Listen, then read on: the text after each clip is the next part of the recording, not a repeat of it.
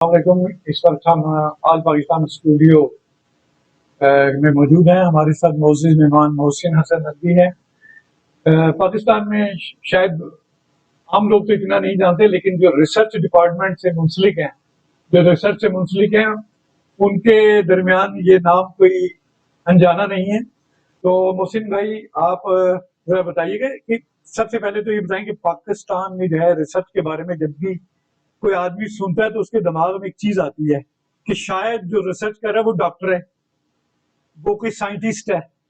तो जरा इस बारे में बताएंगे रिसर्च है क्या। सबसे पहले जुल्फ़िकार भाई, बहुत शुक्रिया आपका। आपने मुझे ऑल पाकिस्तान वॉइस में इनवाइट किया।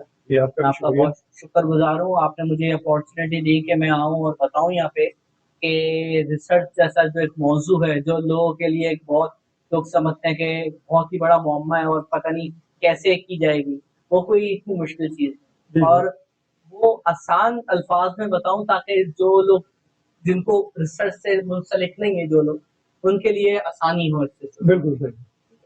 अच्छा,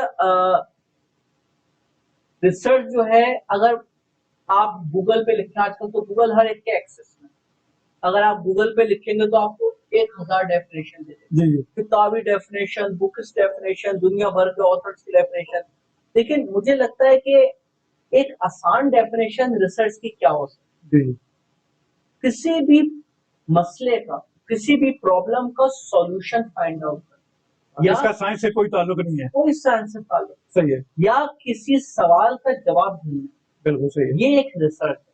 अब डिपेंड करता है कि रिसर्च सिस्टमैटिक है या रिसर्च नॉन सिस्टमैटिक है। सही है। आसान ले पब्लिक के लिए अगर मैं बताना चाहूँ, सिस्टमैटिक एक प्रॉपर सिस्टम को फॉलो करते हुए, वो कहलाती है सिस्टमैटिक रिसर्च।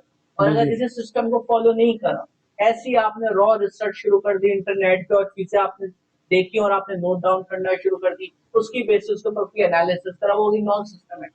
बिल्कुल सही है। इसकी बहुत सारी मिसालें भी। जी जी। मैं वो मिसाल देना चाहूंगा जो कि आम आम इंसान को हाँ, समझ आए। इंसान को समझना। आप क्या कहें कि आपके पास कुछ पैसे रखते हैं, मैं जाकर सोना ले लूं।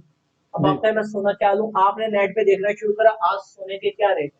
बिल्कुल सही है। आपने कहा यार पिछले 5 दिन के अंदर सोने के रेट गिर रहे हैं, मुझे लगता है मैं मजीद कुछ टाइम वेट कर लेता हूँ, हो सकता है अगले 1 डेढ़ हफ्ते में और गिर जाए, सही है। तो मैं फिर सोना ले लेता हूँ। ये कुछ सिस्टमेटिक रिसर्च नहीं थी। बिल्कुल सही है। आपने बैठा आराम से देख के एनालिसिस करा और आपने रिसर्च करी।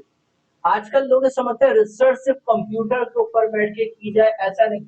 डिजिटल दौर तो आ जाए है। रिसर्च की हिस्ट्री अगर हम देखें तो वो मोर देन 200 ईयर्स, लेकिन तो डिजिटल दौर तो भी है। तो इसका मतलब ये नहीं है कि सिर्फ कंप्यूटर पे बैठ के करना ही रिसर्च। बिल्कुल सही है।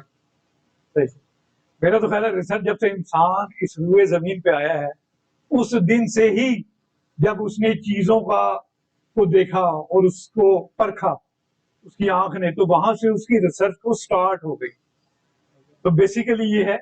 तो ये बताएं कि पाकिस्तान में जो है ना रिसर्च का, अभी आपने कंसेप्ट बता दिया, चले अभी मुझे उम्मीद है कि आवाम को इस बारे में काफी सारी समझ आ गई होगी। तो आप क्या समझते हैं कि अफादियत अगर सही तरह, एक तो बात यह है जैसा आपने बता दी, एक रिसर्च जो है नॉन सिस्टमेटिकली है, लेकिन सिस्टमेटिकली आप किस तरह, मसलन अगर हम कोई दवाइयों के ऊपर फोकस करके किसी दवाई का, यानी कि उसके रिजल्ट्स मालूम करना चाहते हैं, उसको आप सिस्टमेटिक कहते हैं, ये क्या कहते हैं। अच्छा देखें, सिर्फ ये बात किसी दवाई की हद तक नहीं। सही है।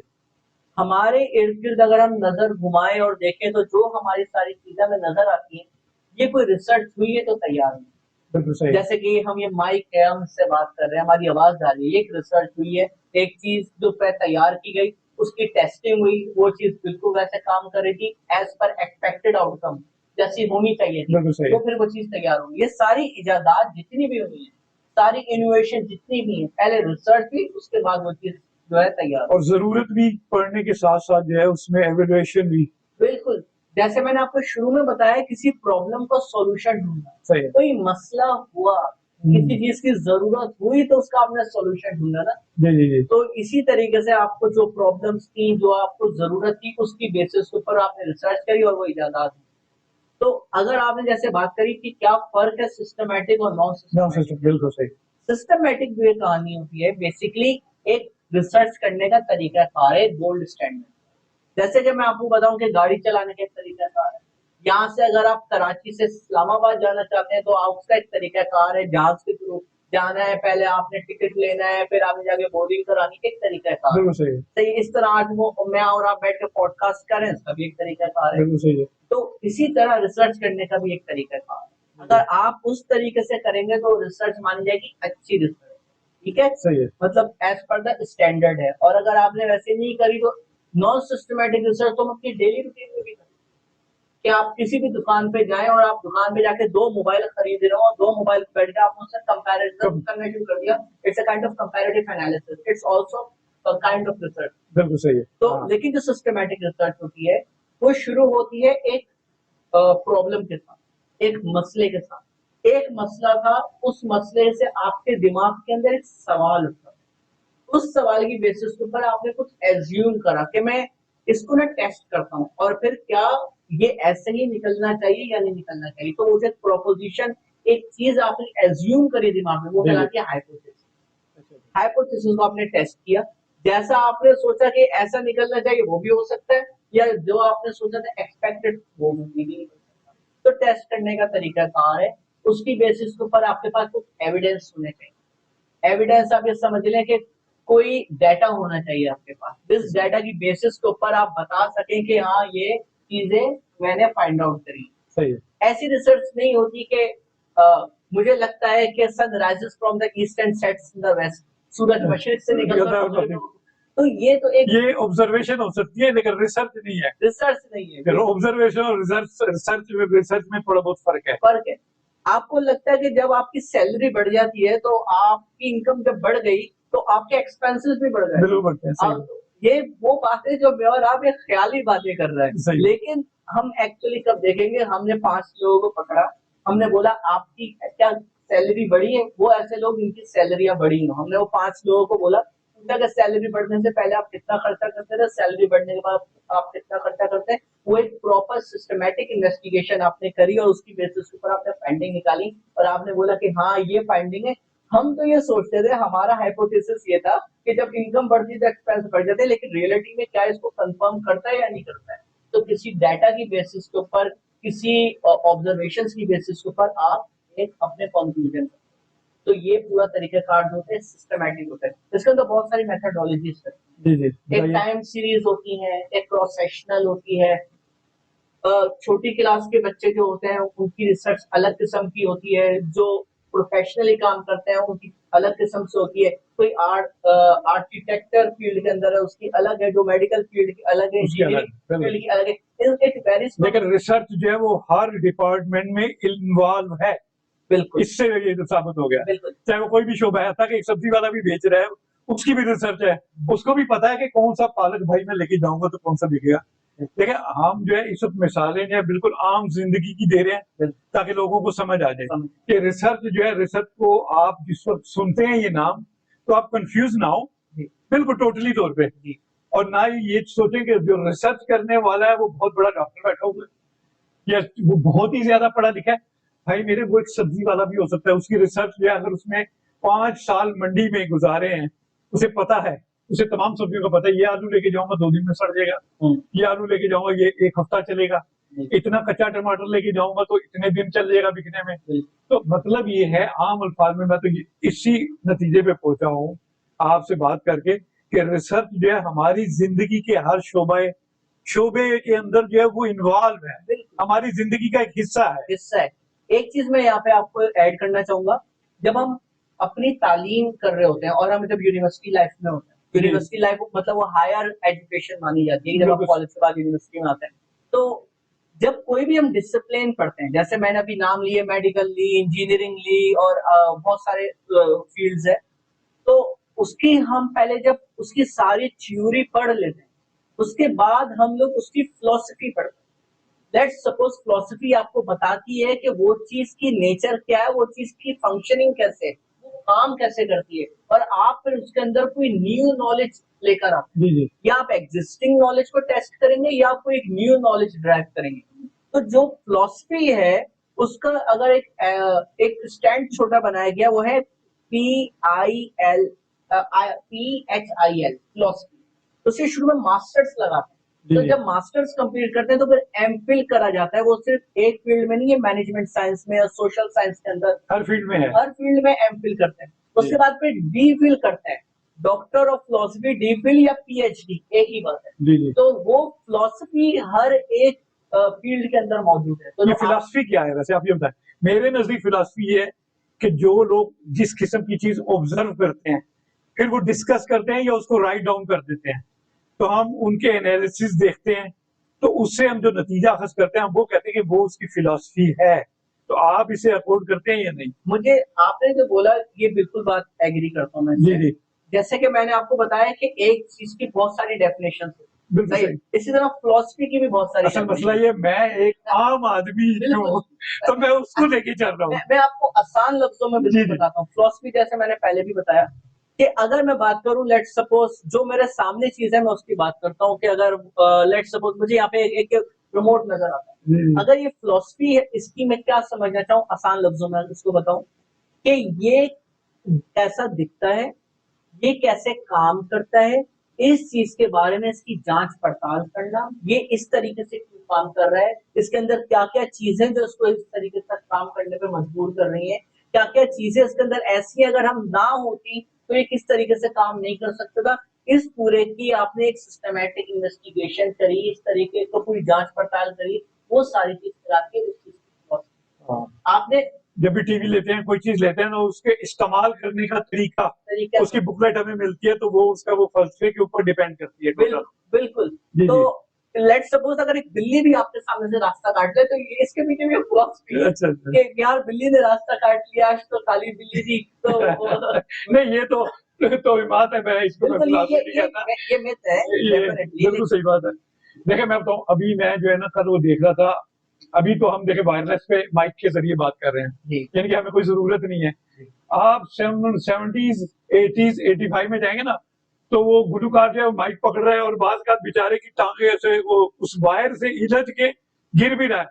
तो उस वक्त के लोगों को इस बात की नीड हुई कि ऐसा माइक हो जो बिल्कुल तार ना हो, ताकि हम इजीली डांस भी कर सकें और इजीली जो है वो गाने भी गा सकें। तो बात का तो ऐसा होता है, एक जरूरत जो है ना वो भी किसी चीज की जो है वो इन्वेंशन का जरिया बनती है। तो आप ये बताएं पाकिस्तान में जो है, आप थोड़ी सी इसके ऊपर रोशनी डालें कि रिसर्च की क्या फायदियत है। मैं आपको जल्दी से बताता हूँ क्योंकि मुझे इस बात की भी बिल्कुल शॉर्ट अंदाजा टाइम है कि वक्त बहुत कम है। नहीं चला देखें, हम ये करेंगे, हम एक मौजू को एक सेशन में करेंगे जी अवाम हमारे साथ टच रहे। इसका मतलब ये नहीं है कि इस सेशन के बाद आप और हम नहीं मिलेंगे, हम नेक्स्ट वीक फिर यहीं पे बैठेंगे, हमारा दूसरा मौजू होगा। अब मैं और आप जो है वो हर हफ्ते के मेहमान हैं, मैं आपको इनवाइट कर रहा हूँ हर हफ्ते के लिए, आपको एंगेज कर रहा हूँ। शुक्रिया। तो ये चीज है, तो अब आप प्लीज इसका बताइएगा। मैं आपको बताता हूँ कि देखिए, लोग ये समझते हैं कि टू बी रियली ऑनेस्ट, जो मेरे मेंटोर हैं उन्होंने मुझे बात कोट करी जी जी कि जो लोग समझते हैं कि पाकिस्तान के जो लोग हैं वो उनमें इतनी समझ नहीं है, इतने वो लोग समझदार नहीं है कि चीजों को पिक कर सकें। आप यकीन करें जितने लोग साउथ एशिया में रहते हैं, सही है, या जो लोग पैसिफिक एशिया में रहते हैं, उन लोगों का आईक्यू उतना ही है जितना वेस्टर्न लोग हैं। आईक्यू में हम लोग किसी से कम नहीं है, सिर्फ थोड़ा सा जो डिफरेंस आता है वो आता है प्रोफेशनलिज्म। हम लोग थोड़े linger on let it go देखा जाएगा, वो लोग थोड़े प्रोफेशनल होते हैं। तो जहां अगर हम बात करें रिसर्च की, तो जो रिसर्च होती है वेस्टर्न कंट्रीज के अंदर, वो रिसर्च पाकिस्तान में भी हो सकती है, हाँ, और होती भी है। यहाँ पे मौके मौजूद हैं, लेकिन अनफॉर्चुनेटली हमारे पास वो ह्यूमन कैपिटल चले इस मौजू को जो है हम नेक्स्ट वीक पे रखेंगे कि पाकिस्तान और यूरोप में रिसर्च में क्या क्या चीजें डिफर करती हैं। ये हमारा अगला मौजू होगा नाजरीन। अभी मैंने इनकी बात से ही इस मौजू को लिया है, लेकिन फिलहाल जो इस वक्त जो है ना मेरा क्वेश्चन ये था कि इसकी अफादियत पाकिस्तान में। जी तो फिलहाल आप इसके बारे में करें, बाकी जो हमारा अगला मौजू है अवाम के लिए, वो नेक्स्ट वीक पे हमारा मौजू है, वो यही है कि पाकिस्तान में एक रिसर्च और जो रिसर्च जो है वेस्टर्न कंट्रीज में हो रही है उसमें क्या डिफरेंस। असल में इसके अंदर बहुत सारे फैक्टर हैं जो मैं डिस्कस करूंगा अपने मोहसिन भाई से, तो जरा प्लीज बताइए। मैं जल्दी से आपको बता देता हूँ कि हमारा हेल्थ केयर इम्प्रूव हो जाता है, हमारे मुल्क के अंदर तालीम का निजाम इम्प्रूव हो जाता है। ये फायदे हैं रिसर्च के। अगर आपको पता ही नहीं है पाकिस्तान के अंदर किस किस डिस्ट्रिक्ट के अंदर तालीम की जरूरत है, आप जब रिसर्च ही नहीं करेंगे कहाँ कहाँ पे लैकिंग है, आपको लूप होल से नहीं पता, आप उस लूप होल्स को कैसे फिल करेंगे।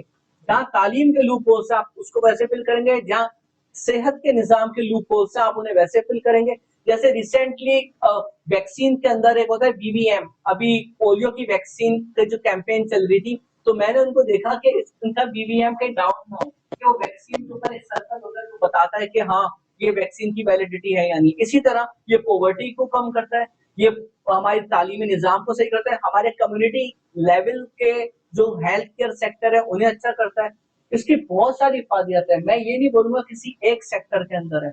आप अगर रिसर्च होना शुरू हो जाए हर सेक्टर में तो बहुत सारे लेवल पे हो सकती है और बहुत सारे सेक्टर इससे फायदा उठाते हैं, तकरीबन हर सेक्टर में ही। हर सेक्टर में हो सकता है। तो नाज़रीन, मैंने जो है अभी मोहसिन भाई से जो बात हुई, डिस्कस हुई, उसके अंदर जो है मैंने एक नतीजा कंक्लूड किया कि रिसर्च जो है वो खाली किसी एक मखसूस शोबे के नाम नहीं है। तो मेडिकल में भी हो सकती है, हत्ता कि मैंने आपको एक सब्जी वाले की मिसाल दी है।